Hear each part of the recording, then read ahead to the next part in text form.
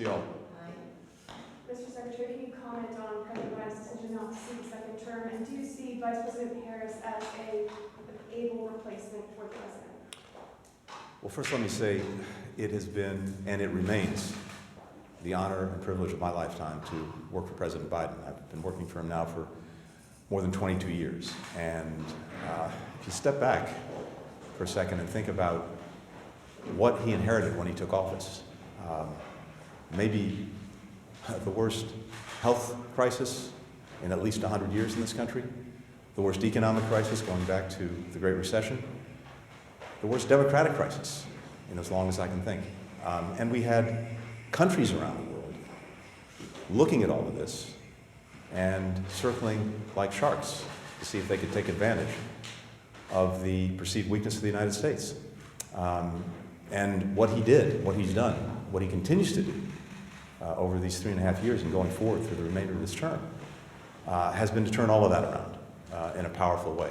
The investments that we've made here at home in our future, in our competitiveness, whether it's through the infrastructure bill, whether it's through the CHIPS and Science Act, whether it's through the Inflation Reduction Act, countries around the world see that we're serious about investing in ourselves and competing strongly. Adversaries who thought that we couldn't get our act together at home, he's demonstrated exactly the contrary to that.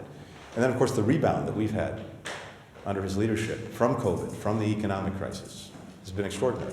When you look at how our economy is performing compared to other major economies, other major democratic economies, we're leading the way, whether it's in getting inflation down, making sure that employment is up. We have the lowest unemployment in 60 years in this country. One of the great measures I see is we've had historic years now of foreign direct investment in the United States. That is one of the greatest gauges of credibility for our country that you can find. And then, from my perspective, on the instructions that the President gave me from day one, rebuilding, re-energizing, reimagining all of our alliances and partnerships, our standing around the world is infinitely stronger than it was when he took office.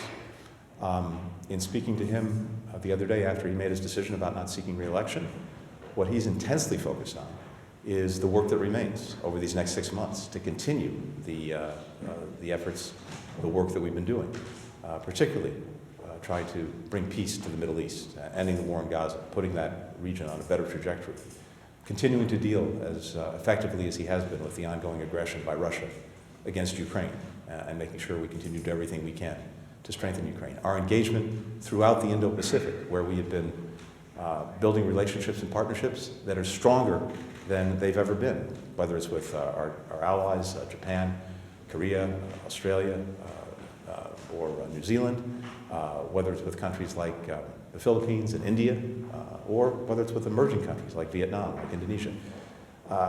In so many ways across the board, we are now stronger around the world than we've been. So he's determined to continue that work, and I'm determined to continue it with him. And when it comes, I'm sorry, you asked about Vice President?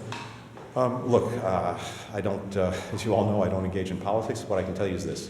I've known the Vice President for more than a decade.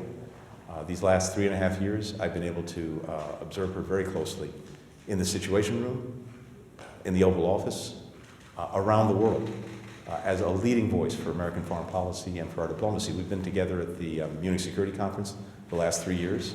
I've seen her command the room full of world leaders from not only across Europe, but across the world. I think she's made 4 trips to the Indo-Pacific, helping to lead our diplomacy there, deeply engaged in the Middle East and trying to find a peaceful path forward, helping to drive investment in countries in our own hemisphere, so that people have opportunity in the countries that they come from, so that they don't have to make the hazardous journey to the United States seeking a better life, because they can get it in their own countries. In each and every one of these areas, she's been a leading voice in our administration. And what I've observed is someone who asks time and again the penetrating questions, who cuts to the chase and is intensely focused on the interests of the American people and making sure that our foreign policy is doing everything it can to advance those interests. And it's really been a privilege for me to see that up close these last 3.5 years. Mr. Thank you. Secretary, Tracy. your foreign policy is not Vice President Harris's forte. So Mm-hmm. has she been sort of learning on the job as you go? You described her approach. Tell us a little more about that. Oh, I would say in my experience, it very much is her forte because, as I said, I've seen her not only around the world, but I've seen her on the most critical foreign policy questions of our time in the Situation Room at the White House, in the Oval Office with the President.